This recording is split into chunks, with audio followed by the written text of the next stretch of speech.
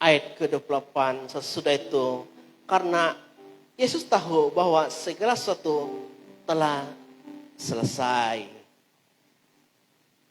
Dan 30, sesudah Yesus berkatalah ia, sudah selesai. Tapi kebaktian kita belum selesai, saudara. Saudara yang saya kasih dalam firman Tuhan. Saudara yang saya kasih dalam nama Tuhan Yesus Kristus. Firman Tuhan berkata dalam ayat 30. Atas kematian Yesus Kristus. Walaupun ada agama lain juga. Katakan bahwa itu palsu. Itu orang lain. Tetapi keempat kitab Injil bicara Yesus mati. Nah saudaraku yang berbahagia. Seluruh dunia. Ya, kita tahu pada saat ini mereka yang percaya, orang-orang Kristen hari ini merayakan Paskah. Kalau bicara kata Paskah, semua kita tahu, amin? Tahu, ya. Namun izinkan juga saya sebentar, walaupun ada 2 sudah tadi yang bagi renungan singkat, ya. Saya mau cerita sedikit mengenai Paskah Yahudi ya.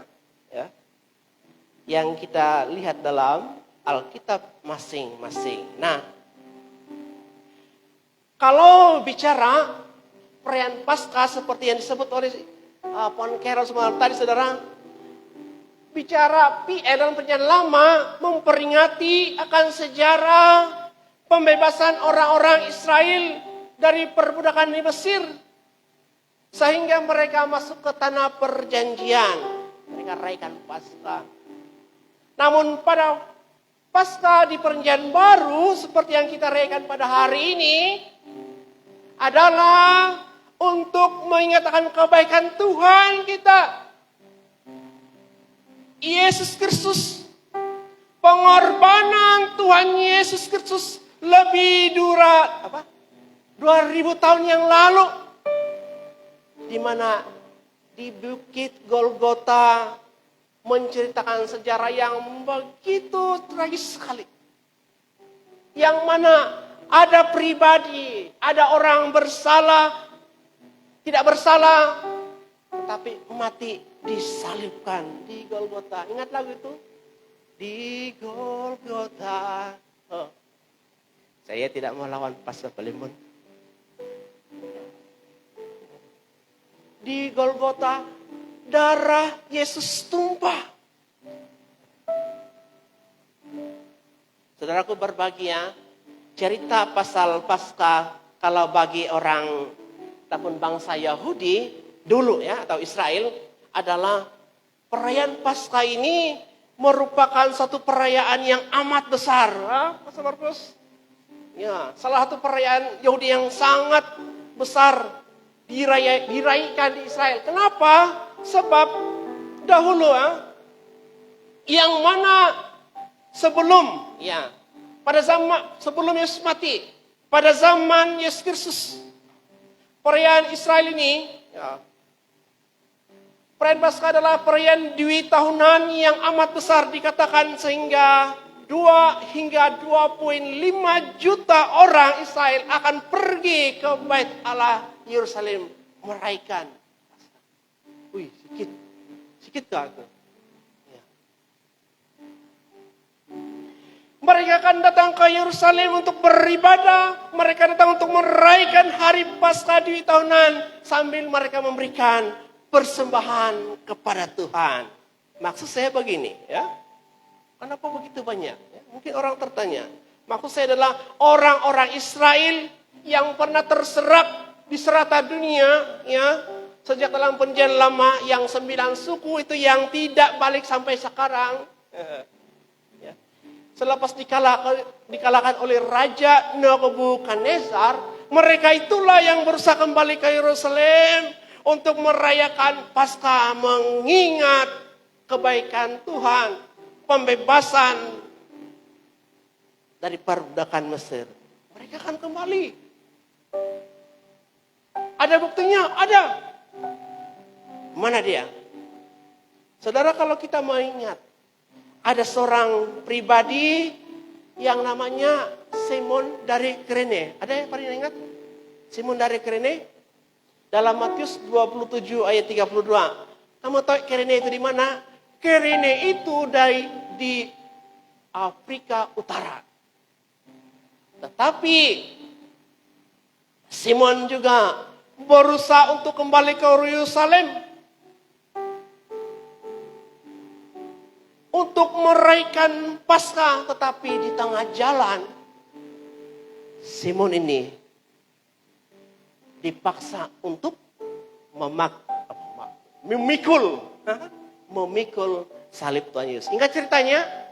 Saya tidak perlu korek lagi, baca lagi, tapi orang Kristen harus rajin baca Alkitab supaya tahu cerita ini. Ya. Simon dari Kirene dia balik untuk merayakan Paskah. Tetapi dia dipaksa oleh askar Romawi untuk memikul salib Tuhan Yesus. Nah, perayaan Paskah zaman Kristus, saudara, dahulu. Ya. Orang-orang Israel yang terserak di selatan dunia pun mereka berusaha datang untuk beribadah di bait Allah sambil memberi apa? Mereka memberi persembahan, korban, binatang, memberi persembahan hewan. Setiap pribadi yang datang, ya, mereka wajib memberi persembahan. Paling miskin pun, yang paling miskin pun, mungkin miskin Tagar lah kalau sini ya, mereka beri persembahan burung merpati.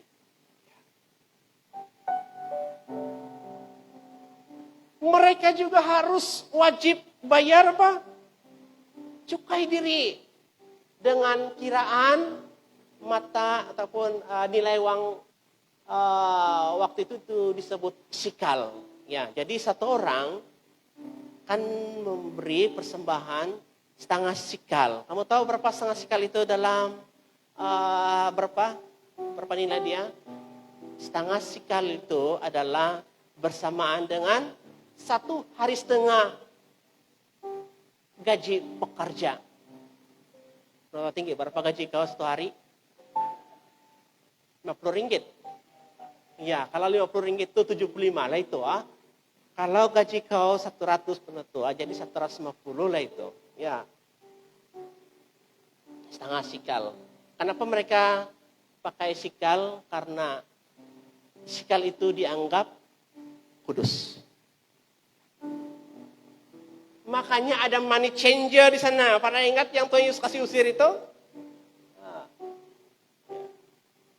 Makanya di halaman bait Allah pada waktu itu dulu yang ada binatang di sana. Ada lembu, ada kambing, ada domba. Ya. Tujuannya apa? Karena ada orang daripada jauh kembali. Takkanlah dari jauh orang tarik kambing kan? Tidak perlu lah. Sudah ada di halaman bait Allah untuk siap dikorbankan. Setiap seorang paling miskin pun mereka harus beri persembahan burung merpati. Tapi begini, kamu tahu, bagaimanapun itu burung yang dijual di halaman bait Allah mahal. Ya. Mahal sekali dijual di sana. Kenapa? Karena burung ataupun semua binatang yang ada di sana itu sudah ada permitnya. Sudah ada sijil permit. Ya, karena yang sudah disahkan oleh kepimpinan di sana, ini hanya beli yang tidak tempang. Ya, yang betul-betul baik itu saja. Bukan tidak ada pasar di sekitar Bethesda, ada. Tetapi pada waktu itu tidak ada orang menjual sana karena kalau jual di bait Allah harganya saudara burung itu 20 kali ganda harganya daripada harga pasaran. Kamu tahu harga burung itu? Saja burung atau kamu? Harga burung saja, belum saya cakap kambing, harga burung itu sama dengan gaji seorang pekerja satu hari. Atau tinggi sekali lagi satu hari berapa gaji kau? Apa nanti 1.595 Arab gaji pasar pun upgrade. Contohnya kalau 50 ringgit satu hari lah. Sekarang berapa? 40 lah. Iya. 40 satu hari. Coba kamu kali dengan 20 kali ganda. Berapa cukup ini? Mahal. 800 kan? Wah. 800. Coba kali dengan 2 juta. Orang yang akan datang. Luar biasa kan? Punya kaya bait Allah pada waktu itu. Hebat sekali.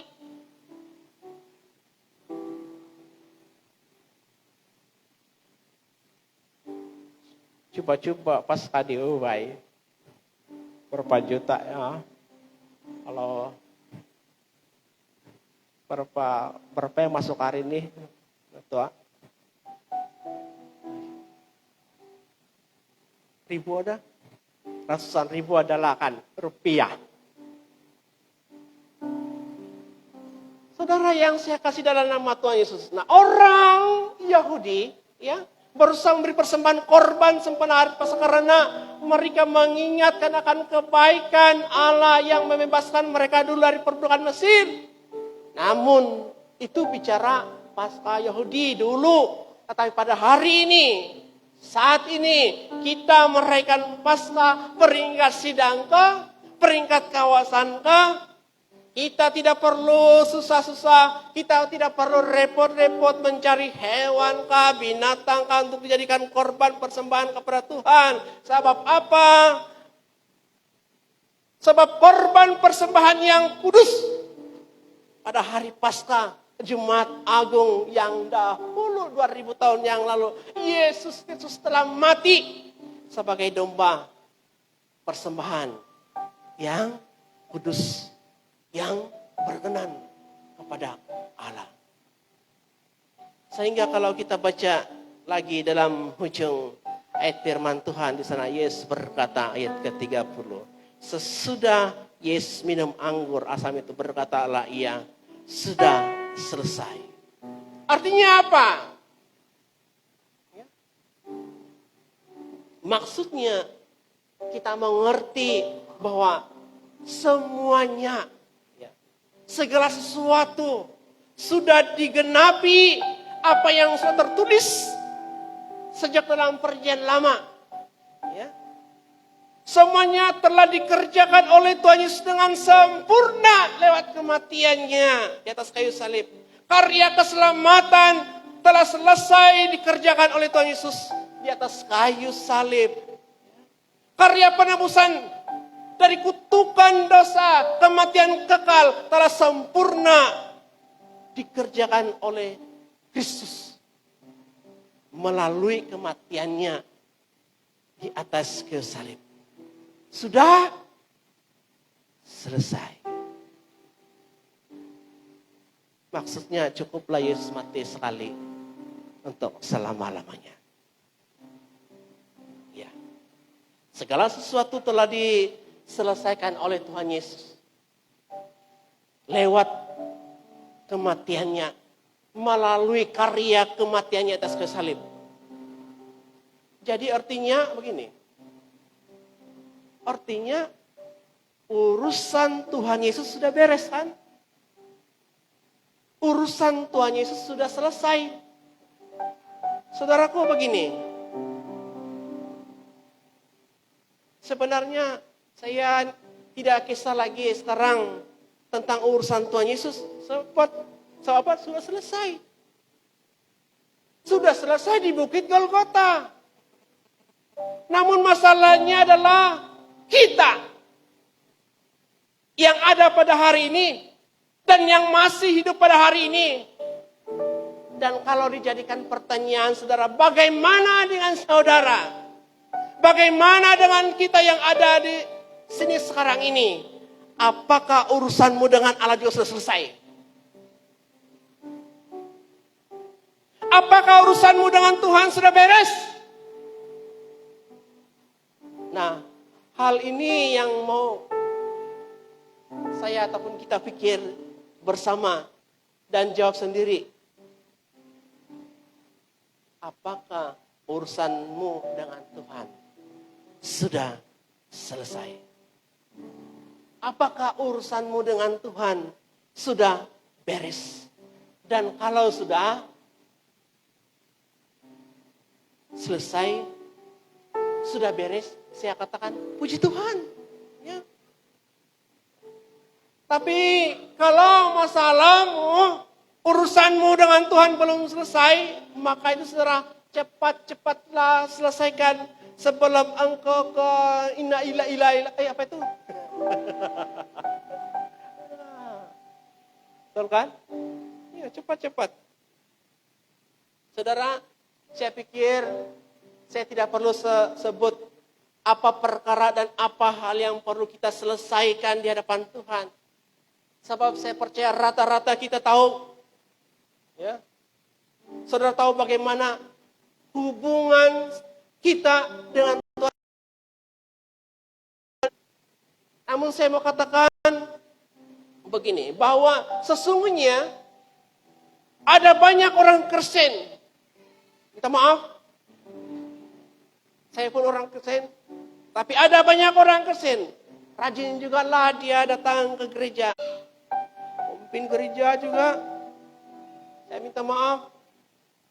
Tetapi tidak dapat menjadi teladan kepada sekalian jemaat yang dilayani. Sebab apa? Karena ada juga jemaat pemimpin sidang. Ya dulu, ini cerita dulu lah, minta maaf. Ya. Ini ada nih penatua kan. Penatua. Ketua sidang lagi. Tapi dia masih pegang jimat. Dia masih mengharap itu. Pemimpin kan? Saya tidak mau beritahu siapa lah. Orang ini. Ada lagi nih penutup nih. Ini yang tadi jimat saya bilang yang kedua ini. Dia piara itu apa itu? Batu. Penutup itu Deacon Benny. Jadi dia jumpa pastor. Dia bilang, kenapa ini bapak pastor ini, nah, ini batu ini. Dari mana kamu dapat? Mulanya mimpi dan saya di sana ada betul. Jadi dia simpanlah itu. Dia itu pula yang disembah. Pemimpin kan? Ada ketua sidang lagi. Deacon. Tadi mana tuh? So, kali dia jumpa sama saya 2010. Tadi artinya bukan dalam bahasa inilah. Suami istri. Dia telepon sama saya karena dia orang Iban. Halo bos, di mana kau bos? Dia bilang. Oh saya ada sini. Datang dulu bos di sini Kadai. Saya sama istri di sini. Kenapa? Lalu saya datang di sana dan begini bos. Dia bilang. Apa dia? Tengok, coba kau tengok lutut saya. Oh begini-gini. Oh, dia punya urat itu bukan main-main. Kenapa ini saya bilang? Bos, tuh hari kau selalu cakap Tuhan. Pasal yang tuh yang saya pegang. Betul tidak ada saya buang baik itu. Tapi saya buang satu kali. Saya heran kenapa saya selalu mimpi buruk. Tapi kau cakap ada di rumah. Saya tidak mengaku, saya buat itu dulu. Tapi saya sudah buang. Tapi sekali saya buka itu tipa-tipa. Dia bilang, panggil apa itu? Yang dulu yang ada tin itu kan. Sekali ada di sana bos, dia bilang. Ada. Ketua sidang.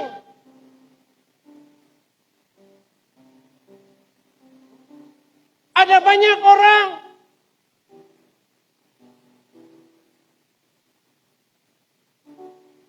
Belum bertobat sungguh-sungguh. Ada orang masih belum tinggalkan rokoknya. Amin. Oh tidak itu. Kalau amin saya tahu tuh kamu lah itu.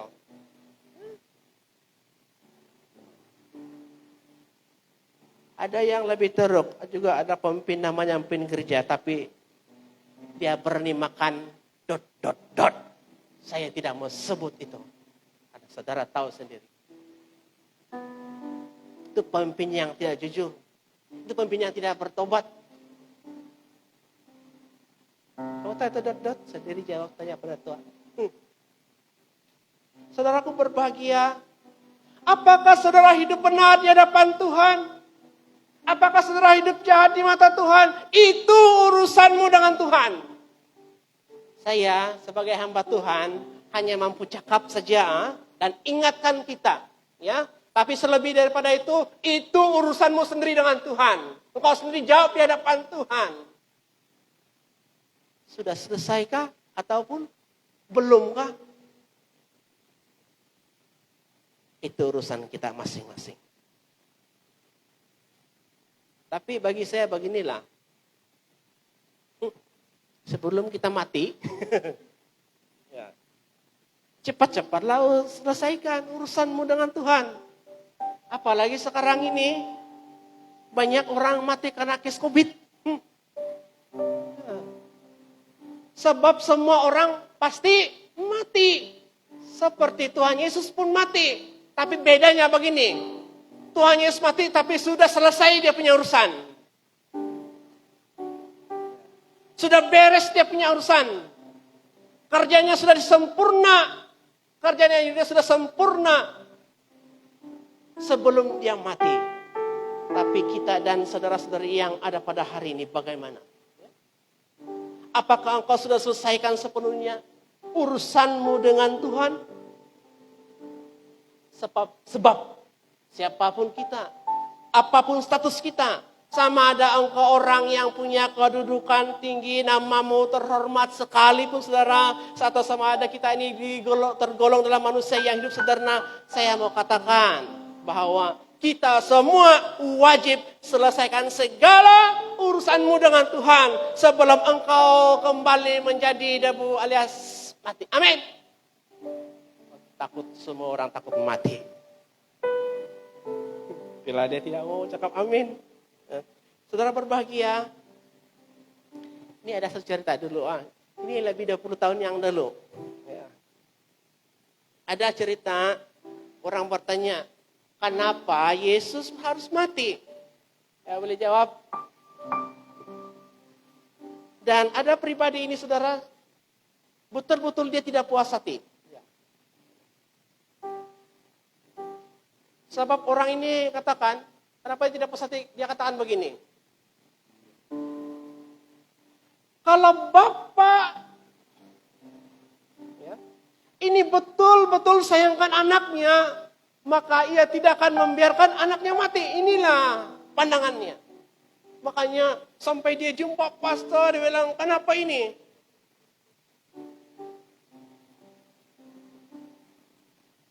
Ini Bapak tidak baik kalau begitu. Karena membiarkan anaknya mati. Siapa tidak sayangkan anak kan? Contoh saya sendiri. Ya. Kenapa saya sanggup bawa anak pergi ke Institut Jantung Negara, diminta bayar 17.000 lebih, berapa tuh? 17.000. Ya. Saya dengan hampir juga mau terduduk bila disebut dengan nilai begitu. Tapi saya mau katakan, saya ditolong Tuhan.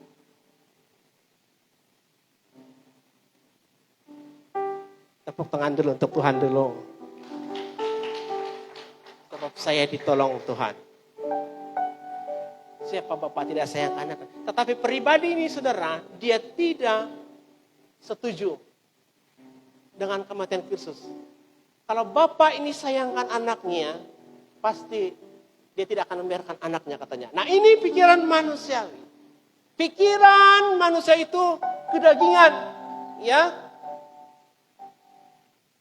Dan kita tahu bahwa pikiran Allah itu memang jauh jurang bedanya daripada apa yang dipikirkan oleh manusia.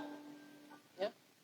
Nah, jadi untuk menjawab persoalan ini, kita harus tahu jawabnya. Apa sebabnya atau mengapa Yesus harus mati? Saudaraku begini ya. Kalau kita bicara mati, saya mau tahu mati. Ya? Apa tidak tahu, sebab semua orang sini pasti mati kan? Ya. Termasuk yang berkhotbah pasti juga mati. Namun bicara kata mati ini ada 3 pengertian ya. Satu, mati secara rohani.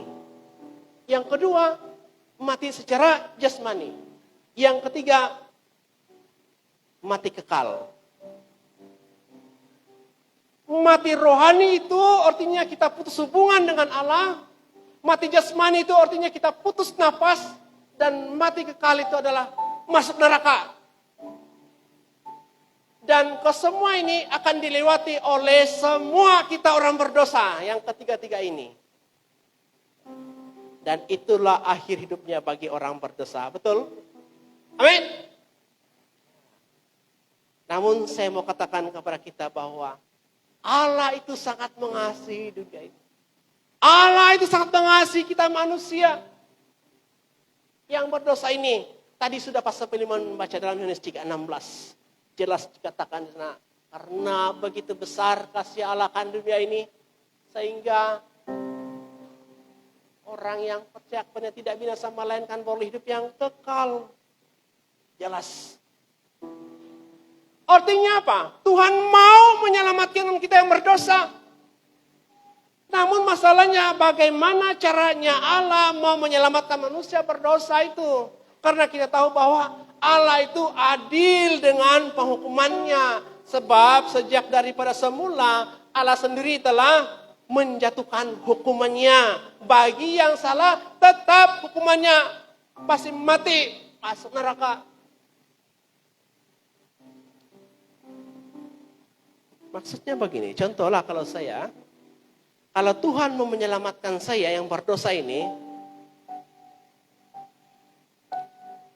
tapi karena Tuhan juga itu adil dengan hukumannya, hukuman juga tetap dijalankan. Bagaimana itu? Tuhan mau menyelamatkan saya, tetapi hukuman tetap dijalankan. Jadi bagaimana saya boleh diselamatkan? Kalau hukuman tetap juga jalan. Jadi hanya tinggal satu cara saja supaya saya dapat diselamatkan, yaitu saya dapat diselamatkan kalau ada orang lain ganti hukuman mati bagi pihak saya. Namun masalahnya begini, siapakah manusia yang layak untuk mati bagi pihak saya? Ya, siapa? Ya. Sebab semua manusia berdosa dan telah kehilangan kemuliaan Allah. Siapa yang layak untuk mati bagi pihak saya? Siapa yang tidak salah? Di sini siapa yang tidak salah? Saya mau minta ganti dengan penutua pun tidak boleh, penutua pun berdosa juga. Penutua pun mau diselamatkan. Saya mau minta ganti sama Pastor, dia pun salah, dia pun perlu ada yang perlu selamatkan, dia salah, jadi dia tidak layak. Macam mana pula yang berdosa, dia yang berdosa ganti dengan yang berdosa. Harus yang tidak salah. Sebab itulah saudara, ya, sebab hanya yang kudus, yang tidak salah, yang tidak pelanggaran, yang dapat menebus dan menggantikan hukuman mati bagi pihak saya. Jadi itulah sebabnya Allah Bapa merencanakan akan kelahiran anaknya Yesus Kristus. Ia yang ditentukan oleh Allah, ia yang kudus, ia yang benar, yang telah mati pada hari Paskah 2000 tahun yang lalu. Ia mati demi menggantikan hukuman yang sepatutnya diterima oleh saya dan kita yang berdosa. Maka oleh sebab itulah, ya saudaraku yang berbahagia, sepatutnya kita bersyukur. Mari kita berdoa. Kalau boleh bersujud dan bersyukur kepada Tuhan. Allah Bapa yang adil. Ia rela memberikan anaknya yang satu-satunya, yang tunggal, mati di bawah pemerintahan kerajaan Romawi dulu demi menyelamatkan kita manusia yang berdosa sehingga kuasa maut hilang kuasanya. Dan akhir hidup kita, saudara, bukan lagi dihukum di neraka, tetapi orang yang percaya, orang yang menerima Kristus sebagai selamat, hidupnya pasti tidak binasa, melainkan beroleh hidup yang kekal bersama Bapa di surga kelak. Amin. Yohanes 3:16. Tetapi persoalannya, saudara, adalah begini. Sekali lagi saya mau tanya, apakah urusanmu dengan Allah sudah selesai? Apakah urusanmu dengan Tuhan sudah beres engkau kerjakan? Sebab urusan Tuhan Yesus sudah beres. Urusan Tuhan Yesus sudah selesai di atas kayu salib. Karya keselamatan ia lakukan dengan sempurna melalui kematiannya di atas kayu salib. Dan sekarang sebenarnya tinggal urusanmu sendiri dengan Allah Bapa di surga. Haruslah kita selesaikan sebelum engkau kembali ke pangkuan Bapa di surga. Maksudnya adalah mari kita selesaikan segala sesuatu tanpa menunda waktu sebelum kematian menjemputmu, agar engkau tidak binasa, tidak menyesal dengan tak berkesudahan. Satu lagu itu dia bilang, saat ku pulang menghadap Bapa, begitu gak tuh? Hanya itu yang ku rindukan. Begitu gak tuh? Dengan Benny. Kerinduan hatiku, kehausan jiwaku, dapatku memandang wajahmu. Kerinduan kita, saudara, dapat memandang Bapa kita di surga. Maka itu, janganlah kita sia-siakan pengorbanan Tuhan Yesus yang begitu besar atas kayu salib. Sebab Yesus rela mati demi melepaskanmu daripada kutukan kematian kekal.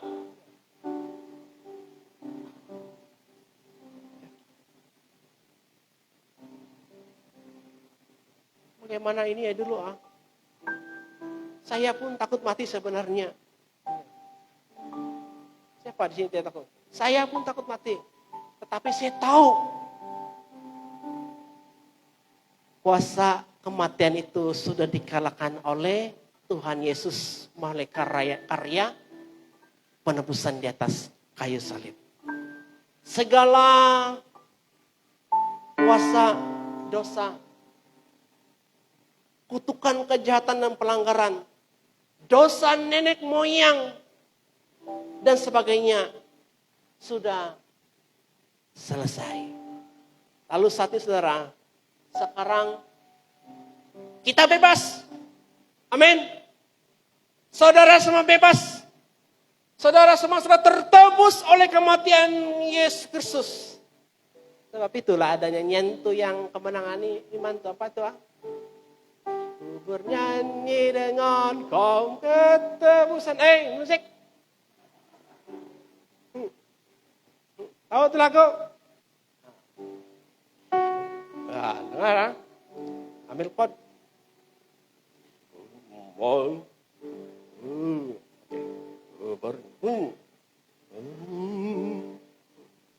Bernyanyi dengan kau ketebusan jiwaku. Apa dia bilang? Diberi. Dia punya cross. Darahnya penebus. Coba nyanyi. Yang telah sucikan jiwaku, haleluya ku nyanyi, serta salib di takhta. Ku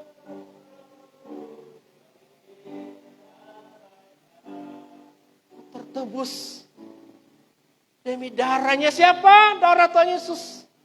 Wah, saya bilang nyanyi lagu ini saudara, liriknya saja lagunya sungguh menghibur, sungguh menggembirakan kita. Kenapa? Sudah tertebus. Kita sudah tertebus. Dahulu punya kutukan dosa. Ada pelanggaran, tapi sekarang melalui Yesus Kristus, Putra Tunggal Allah mati sekali salib, Yesus telah menimpakan kutukan, atasnya ganti kita. Ya, oleh darahnya yang mengalir kayu salib, darah yang kudus itu yang telah menyucikan, yang telah menguduskan kita dari pelanggaran dosa. Amin. Ya. Saya mau katakan terima kasih kepada Tuhan. Saya katakan Tuhan Yesus itu saudara, Ia sangat kasih kepada kita. Tuhan Yesus itu saudara, Dia sangat baik kepada kita. Maka Dia menyelamatkan kita. Terima kasih Tuhan, amin. Jadi begini, kalau Tuhan Yesus sudah menyatakan kasih-Nya, kebaikannya kepada kita, saya secara pribadi bertanya kepada Tuhan, ya Tuhan, bagaimana saya harus membalas kasih Tuhan kepada saya? Saya pikir tidak mampu. Ada yang mampu sini? Berapa juta duit kamu di bank? Saya pikir saya tidak mampu membayar lunas harga yang telah Tuhan buat kepada saya. Sebab saya telah dibayar lunas oleh Tuhan Yesus dengan nyawanya. Kalau ini jadikan cerita, sebenarnya itu tersedih. Karena ada yang pribadi yang mau mati bagi pihak saya. Bagaimana lagi saya membalas kasihnya? Lalu sekarang, apalagi yang saya boleh lakukan untuk Tuhan? Karena Dia sudah menyatakan kebaikan dan kasih-Nya kepada saya. Saya mau nyatakan kepada kita semua, saudara. Beginilah caranya saya orang berdosa bayar kasih Tuhan. Dengan cara melayani Tuhan. Apalagi yang kamu boleh buat? Beginilah caranya saya orang berdosa membayar kebaikan Tuhan dengan cara melayani Dia saja. Walaupun itu tidak mampu. Tahun ini di kawasan Papar, saya mungkin orang pas yang kedua yang lama ini. Yang ke-10 pada tahun ini. Pas Filip yang paling lama. Dalam kawasan Papar, tahun ke-10, saya di sini yang par saja.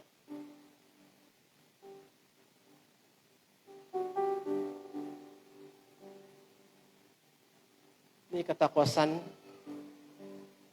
ada tahun yang bulan 11 tahun lepas, pas saya dibilang, tahun depan kamu melayani di Isabi Limpasu. Kamu tahu apa yang saya pikirkan? Saudara dapat agak? Di Limpasu.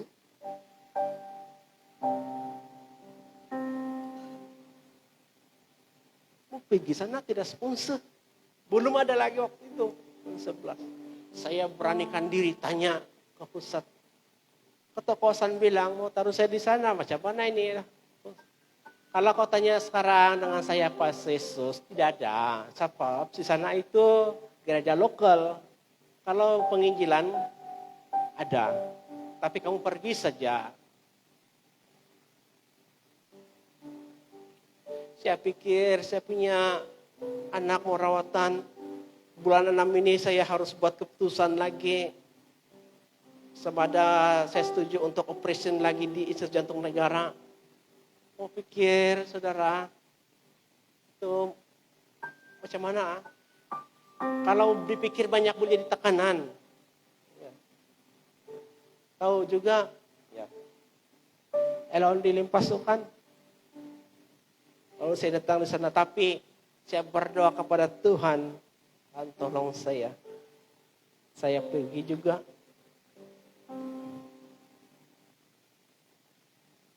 Saya pergi juga, saya bilang. Sampai di sana, pimpinan cakap hanya dibagi 200. Ada yang gaji 200 ini? Ya, pasti. Minyak kereta saya tidak cukup, saudara, 1 bulan. Mana lagi mau beli makan minum kan? Baru minyak kereta pun tidak cukup 1 bulan. Sebab saya punya minyak 1 bulan lebih 200. Ya karena bagi persepuluhan lagi.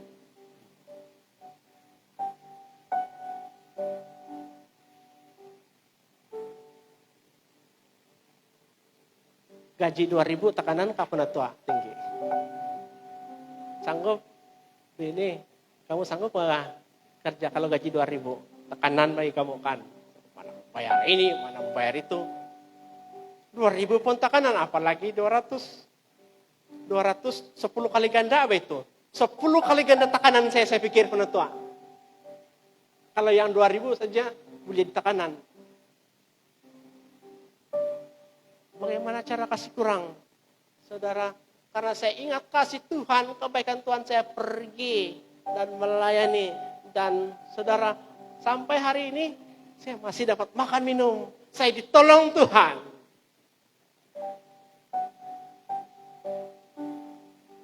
Kereta masih dapat isi setiap minggu. Pemimpin gereja, jangan kamu bagi 200 pasang kalau sudah cerita. Dia bilang pasti Yesus sudah cukup. Sekarang kamu kasih upgrade lagi. Pasal 25 naik sudah itu.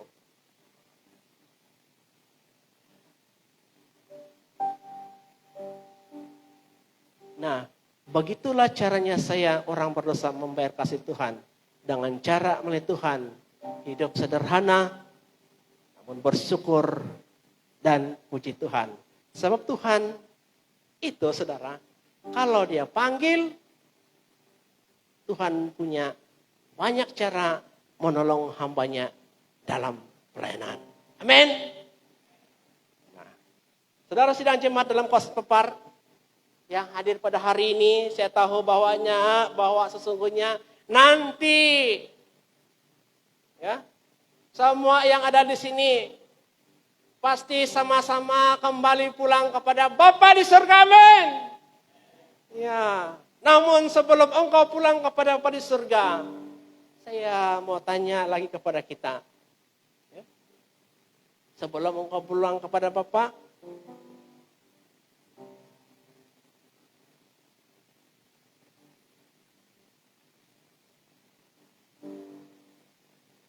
apakah urusanmu dengan Tuhan sudah selesai?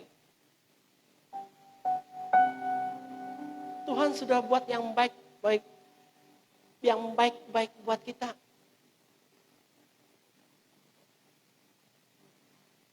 Tuhan sudah nyatakan kasihnya kepada kita. Jadi bagaimana caranya saudara-saudari dan kita semua coba untuk membalas kasih Tuhan? Tidak lain kan selain kita bekerja sama dalam melayani Tuhan. Itu ya. Begitu kan? Maka itu saudara, sebelum saya dan saudara semua kembali kepada Bapa di surga, selesaikan dulu kerja yang harus menjadi bagian kita. Selama kita masih ada di dunia ini. Kerja kita di dunia ya, harus sudah beres, harus sudah selesai. Kita kerjakan sebelum kita kembali kepada Bapa di surga memandang wajahnya. Saudara, begini ya. Kalau di dunia ini ya, apapun yang kita kerjakan, buat mesti selesai. Contohlah buat rumah, kau akan suruh buat rumah.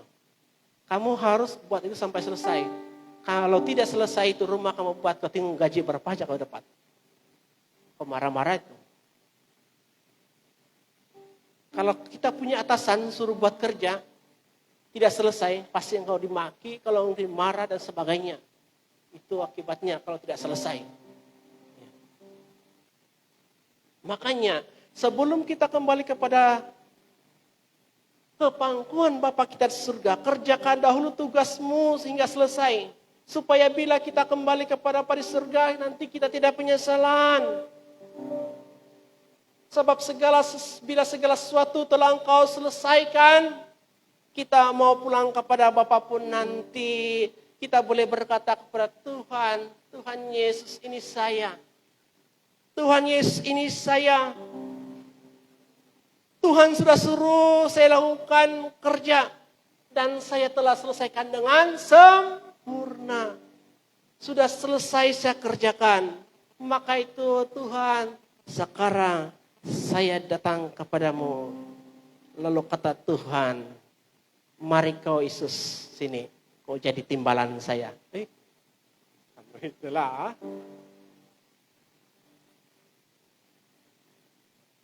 Bukan begitu. Artinya, ya, maksud saya, kita semua, saudara-saudari yang ada di sini, sebelum kembali kepada Bapa di surga, sama-sama kita meneruskan pelayanan di dunia ini selagi masih hidup.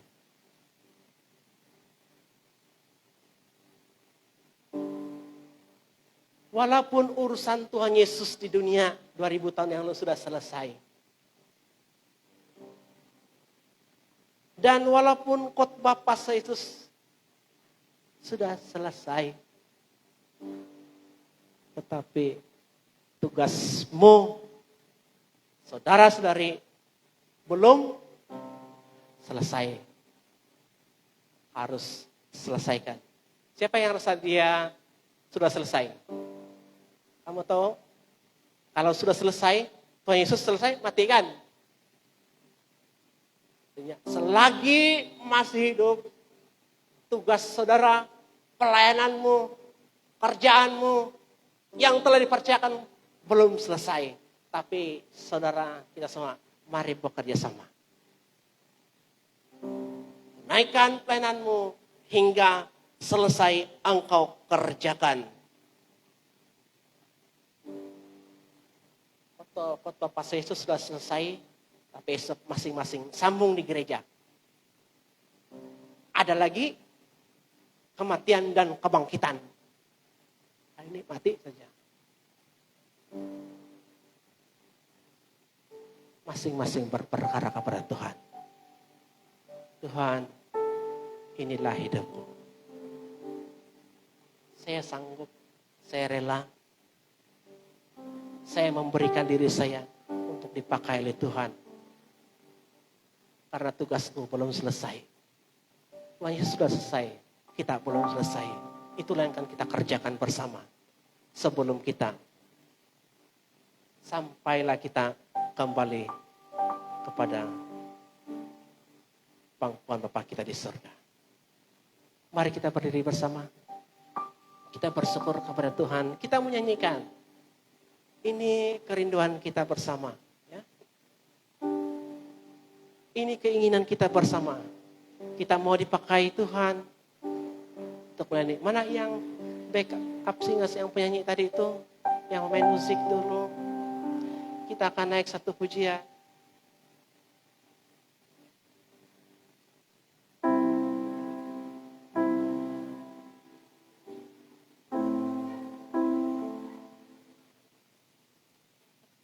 Ya, satu lagu.